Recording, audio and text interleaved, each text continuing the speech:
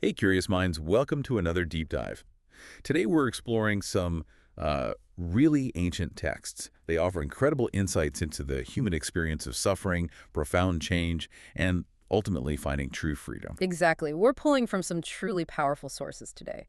Excerpts from Sixth Chanipāto, which are part of a larger collection known as the Therīgāthā. That's the verses of the elder The nuns. elder nuns. And these aren't just, dry historical records. They're deeply personal, quite raw accounts of women who went through these radical internal shifts. Right. So our mission today is to really dig into these narratives. We want to unpack them, sort of extract the core insights into how these individuals faced immense personal pain, sometimes overwhelming societal pressures, Yeah. and how they ultimately found a path to, well, deep inner peace. You'll hear stories of women from incredibly varied backgrounds, but each experienced a profound turning point.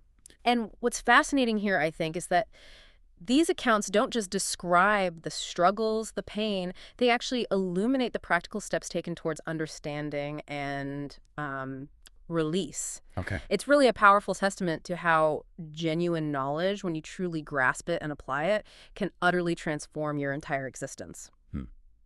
Let's start then by really immersing ourselves in the raw human experience these verses capture. We can begin with Chanipāto. You mentioned that section. Yeah. It speaks directly to the agony of loss, right? Likening deep sorrow to a dart hard to see lodged in the heart. That's powerful imagery. It really is. And the path to healing is described as the pulling out of this dart, which leads to a state of being cooled, extinguished, finding true refuge. This concept, this dart of sorrow, that's critical, isn't it? Absolutely critical. It's such a vivid metaphor for something external, something that pierces you, causes this immense debilitating suffering. Right. And the ultimate goal, as we'll see throughout these stories, isn't just coping with the pain. It's not just managing it. It's pulling the dart out. Exactly. Fundamentally removing its source. The person in these verses describes becoming Nichata Paranibhuta, Michata Puranibuta. which means cooled, so free from the fires of greed, hatred, delusion, and extinguished, liberated. Ah. And this profound peace is achieved, the text says, by taking refuge in the Buddha, his teachings, the Dhamma, and the community, the Sangha. So from that kind of universal pain, let's maybe turn to a story that takes it to an extreme. Paṭācārā. Ah, yes. Paṭācārā, her journey is, well, devastating. The text says she was driven distraught and senseless by sorrow for her sons. She wandered naked and disheveled for 3 years, afflicted by hunger and thirst. 3 years. Can you even imagine traversing streets, garbage heaps, and cremation grounds just utterly lost? It really highlights the absolute rock bottom of human despair. But what's truly remarkable is that even from this state, this unimaginable state, she found a path forward. How? She encountered the Buddha. He's described as the tamer of the untamed, the enlightened one free from fear. This was in the city of Mithila. And his compassion led him to teach her the Dhamma, his insights. And just by listening, really listening, her sorrows all ceased. All ceased just from listening. Because, the text says, she had fully understood the origins of sorrow. That understanding was the key. It was so profound that she then went forth into homelessness. Meaning she became a nun. Exactly. She joined the monastic life, became a renunciant, dedicating herself completely to this path of liberation. So we've seen extreme grief as a catalyst. But what about the other end of the spectrum, people who seem to have it all? Does that emptiness feel different, or is it sort of the same longing underneath? That's a great question, and Khemā's story speaks directly to that. Khemā. She describes herself as, adorned, well-dressed, garlanded, smeared with sandalwood, with a retinue of female attendants, enjoying the finest food, drink, entertainment, the works. Sounds like a pretty good life on the surface. Right. It raises an important question. If you have all the outward signs of happiness, all the privilege, why seek something more? Yeah. Khemā's account shows that even with all that abundance, there was this undeniable pull towards a deeper truth. Something was missing. So on her way home one day, she entered a monastery, saw the Buddha, and he taught her. And like Paṭācārā, hearing the teaching was the turning point. It seems so. She understood the truth and attained a dustless Dhamma, the deathless state. The deathless state. What exactly does that mean here? Think of it as achieving a state of complete purity, freedom from suffering. Literally the state where the cycle of death and rebirth no longer applies to you. Profound. Absolutely. And she subsequently became a renunciant too, and achieved these 3 knowledges, which are specific, deep spiritual insights. It just shows the transformative power of the teaching, regardless of your starting point. And what's really compelling listening to this is just how varied the starting points are, right? The diversity of experiences leading to this same kind of transformation. Exactly. Sujata's story is another example from the very top of society. She was born into a high family, wealthy and rich, described as beautiful, desired by princes and sons of merchants. What? Yet this one suitor even offered 8 times her weight in gold and jewels for her hand. 8 times her weight. That's a lot. It is, but her background isn't just like a biographical detail. It's making a powerful statement. What's that? That true fulfillment isn't tied to external success or wealth. The insight is that the internal void, that sense of something missing, can be just as profound in a palace as in poverty. Right. The path is always inward. Always inward, regardless of where you start. So, like the others, Sujata encountered the Buddha, the foremost and highest in the world, received his teaching. And while seated, she attained the 3rd fruit of spiritual attainment. The 3rd fruit, what does that signify? It's a significant stage of liberation on the path to enlightenment. It indicates a really deep, unshakable understanding and freedom from certain kinds of attachments and defilements. Okay, these details are so specific. They really are, and it continues. She then cut her hair, became a renunciant, and the text notes it was the 7th night since her craving was dried up. 7th night since her craving dried up. That suggests it was quite quick and total. It speaks to the immediacy and completeness of her transformation. Yeah, a total letting go of that deep-seated desire or thirst that causes suffering. That complete letting go. Yeah. It's echoed by another nun, Anupama, right? Yes, Anupama. She praises the Buddha for freeing her and many other beings from suffering. Her declaration is incredibly powerful. What did she say? All suffering fully understood, the craving that is its root dried up. She attained the noble eightfold path and cessation. So not just understanding the path, but reaching the destination, the end of suffering. Precisely. And Anupama's narrative connects her own individual suffering to a larger universal truth about existence itself. How so? She explicitly states she recalled her past lives being a mother, son, father, brother, grandmother, having wandered endlessly because she didn't understand things as they truly are. Wow. Recalling past lives. Yeah. But by seeing the Buddha, she had this profound realization. This is my last body. Her last body. Meaning, the cycle of birth and death is exhausted. There is no more becoming.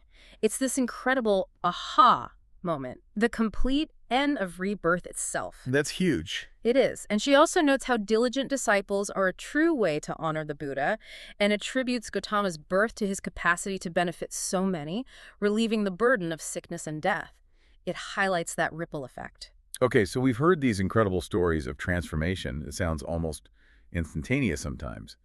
But these verses also talk about the struggle, right? The difficulty involved. Absolutely. It wasn't always easy, and the texts are honest about that. Mahapajapati Gautami, who was actually the Buddha's stepmother and the first nun, Right. She offers direct guidance to another nun, Gutta. She urges her to pursue the purpose of her renunciation, having already abandoned son and body, and crucially, not to fall under the sway of the mind. Not fall under the sway of the mind. Why is the mind presented as such a tricky obstacle here? That's a great point, and it's so relevant, isn't it? For anyone trying to make significant changes, whether it's a spiritual path or just, breaking a habit today. Totally. The mind, if you don't understand it, if you don't learn to work with it, can be a great deceiver.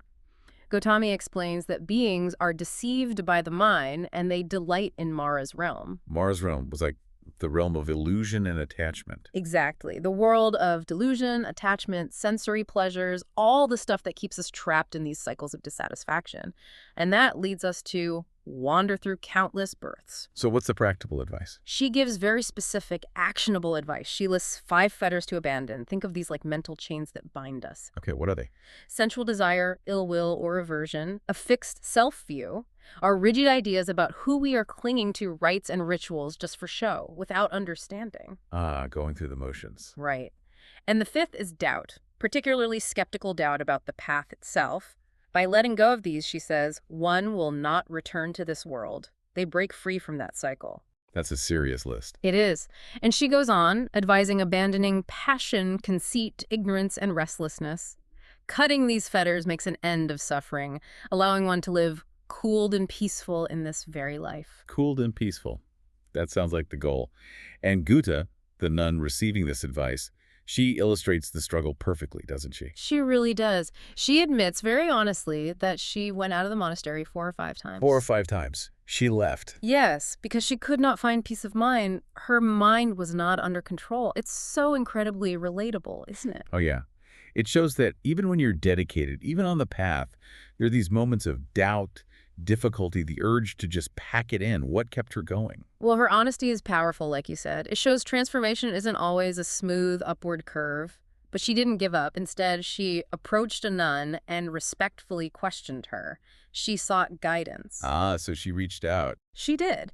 And this nun taught her about fundamental concepts, elements and sense bases, the building blocks of experience, the 4 noble truths, the core teachings, faculties, powers, the factors of awakening, and the noble eightfold path, basically, the practical toolkit for reaching the highest goal. And Buddha didn't just listen passively. No, crucially, she acted on the instruction. She applied it directly, systematically. The text describes her progress through one night. First watch, she recalled past lives, gaining insight. Okay. Middle watch, she purified her divine eye, developing clear perception, free from delusion.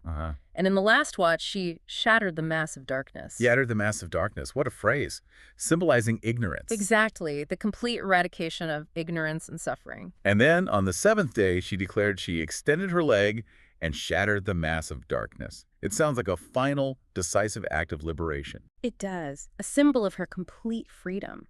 And these specific step-by-step accounts, spanning from overwhelming grief like Paṭācāra's to societal privilege like Sujata's, and the very real, relatable struggle with one's own mind like Gutta's. That's what makes these ancient stories feel so immediate, so practical, even thousands of years later. What an incredible deep dive this has been. Really powerful stuff. Absolutely. From Paṭācāra's deep sorrow to Sujata's seemingly perfect life and Gutta's honest struggle. These women's journeys just underscore this powerful truth, don't they? Which is? That regardless of our starting point, the human capacity for radical transformation, for pursuing and finding inner peace, it's truly universal. Yeah. And these verses, they don't just tell us what happened.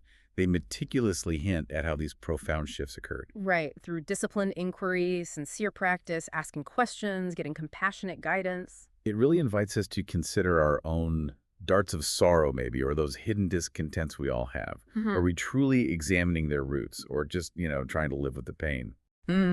Ultimately, what these ancient voices offer you, the listener, is this profound insight. The freedom and peace these women discovered isn't exclusive to some bygone era. It's not just for people who become monks or nuns. It's a possibility inherent in being human. It really is. It's a possibility for anyone. So it will leave you with this thought to mull over.